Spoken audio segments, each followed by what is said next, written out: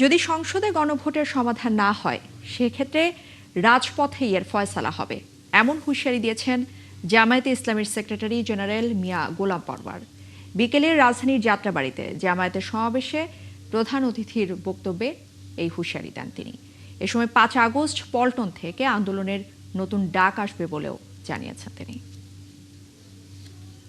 ক্ষমতায় এসেই সংবিধান সংস্কার পরিষদের রাষ্ট্রপতির আদেশ 2025 সালের 13ই নভেম্বর যে প্রেসিডেন্সিয়াল অর্ডার হয়েছিল, বাংলাদেশের সংবিধানের 152 ধারা অনুযায়ী, অনুচ্ছেদ অনুযায়ী রাষ্ট্রপতির আদেশ, অর্ডিন্যান্স এক সবগুলো আইনের মর্যাদা।